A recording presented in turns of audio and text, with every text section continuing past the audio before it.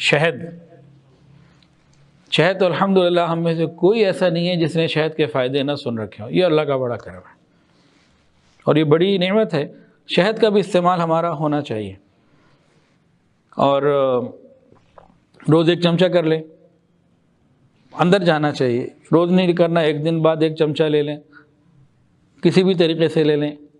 پہلے حدیثیں ہم سن لیتے ہیں, پھر اس کے بعد باقی, کیونکہ حدیث افضل ہے, اور اس کے بعد ہم باقی طبی باتیں بھی اس کی کر لیتے ہیں انشاءاللہ العزیز. قرآن مجید میں ایک سورت ہے شہد کی مکھی کے نام کے اوپر. سورت کا نام بتائیں جی. سورۃ النحل. کون سے سپارے میں جی حافظ صاحب؟ 14ویں سپارے میں. اور اس کا پورا ذکر اللہ نے قرآن میں فرمایا ہے. اب نبی علیہ السلام کے پاس ابو سعید ایک شخص آئے, کہنے لگے کہ میرے بھائی کے پیٹ میں تکلیف ہے یا موشن لگے ہوئے ہیں, ایک روایت میں یہ ہے. فرمایا شہد پلاؤ. پلایا. پھر آ کے کہا نہیں جی تکلیف تو دور نہیں, اور بڑھ گئی. پھر پلاؤ. پھر واپس آئے, پھر آئے کہ پلاؤ. کہا تو ٹھیک ہی نہیں ہو رہا. نبی علیہ السلام نے فرمایا تیرے بھائی کا پیٹ جھوٹا ہے, اللہ کا فرمان شہد ٹھیک ہے, اس میں شفا ہے, فیہ شفاء للناس. پلاؤ. تو پھر اللہ نے اس کو مہربانی کی, صحت مل گئی, ٹھیک ہو گیا. نبی علیہ السلام کو پینے والی چیزوں میں سب سے زیادہ جو مرغوب چیز تھی وہ شہد. ہمیں تو پیپسی ہے نا. نبی علیہ السلام کو پینے والی چیزوں میں جو سب سے مرغوب چیز تھی وہ شہد تھی. ایک حدیث کے اندر آتا ہے نبی علیہ السلام کو حلوہ, مٹھاس, میٹھی چیزیں بہت پسند تھیں اور شہد بہت مرغوب تھا. اچھا ہمارے یہاں ایک رواج بنا ہوا, کھانا کھانے کے بعد میٹھا لے آتے ہیں, کہتے ہیں سنت ہے. فاقے کرنا سنت ہے بھائی. وہاں تو کھانے کو پورا نہیں ہوتا تھا, تو کھانے کے بعد میٹھے کا کون سا تصور ہے؟ ہماری تو سنت ضرور ہے, اللہ کے نبی کی سنت نہیں ہے.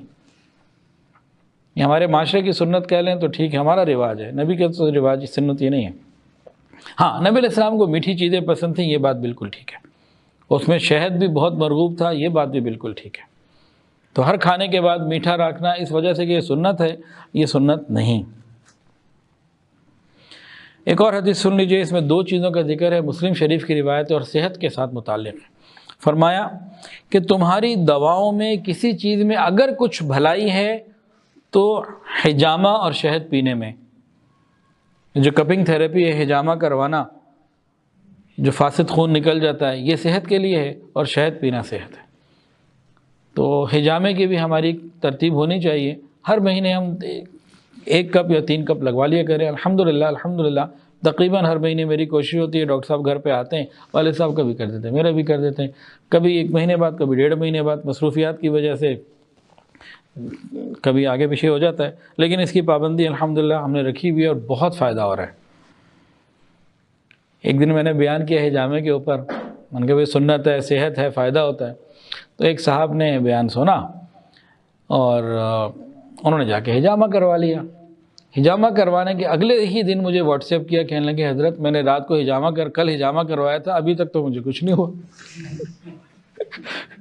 تو بھائی یہ تو زندگی کی ایک ہمیں عادت بنانی ہے, انشاءاللہ فائدہ ہوگا.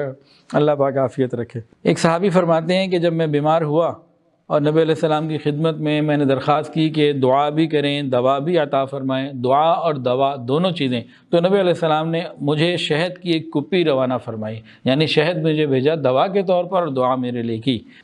حضرت عبداللہ بن عمر رضی اللہ تعالیٰ عنہما جب ان کو پھوڑا نکلتا یا پھنسی ہو جاتی, پھنسی پھوڑا وغیرہ کو نکلتا, اس پر شہد لگاتے. ان کو کسی نے کہا شہد ایکسٹرنل یوز کے لیے, پینے کے لیے ہوتا ہے, یہ کیا آپ کر رہے ہیں؟ کہا کہ بھائی اللہ نے نہیں فرمایا ان لوگوں کے لیے شفا ہے, زخم لگ جائے تو اس کے اوپر یہ بڑا مفید رہتا ہے. اور میری آنکھوں میں جب تکلیف, اب تو میں زیتون کا تیل ڈالتا ہوں آنکھوں میں, تو شہد بھی ڈال سکتے ہیں. شہد ڈالنے سے مرچیں بڑی لگیں گی, پتہ لگ جائے گا, ایک مرتبہ مزہ آئے گا خوب, لیکن مفید بہت ہے. تو شہد کے بہت سارے استعمال ہیں. تو گردے کے ایک تکلیف کے لیے نا نبی علیہ السلام نے بتایا, ارشاد فرمایا کہ خاصرہ, رینل پیلوس, گردے کا ایک اہم حصہ ہے. جب اس میں سوزش ہو جائے, گردے کے اندر جب سوزش ہو جائے تو مریض کو بڑی تکلیف ہوتی ہے. گردے کے اندر جب سوزش ہو جائے تو مریض کو بڑی تکلیف ہوتی ہے. اس کا علاج ابلے ہوئے پانی میں, نیم گرم پانی میں شہد ڈال کے پینا ہے. نیم گرم پانی میں شہد ڈال کے پینا, یہ گردے کے لیے بھی مفید اور ویسے بھی بہت ساری چیزوں کے لیے مفید. اچھا جی، شہد کا ایک فائدہ مردوں کے لیے کیا ہے؟ نیم گرم دودھ میں شہد ڈال کے یہ پئیں تو جو ان کے اسپرم کاؤنٹنگ ہے نا وہ بڑھ جاتی ہے۔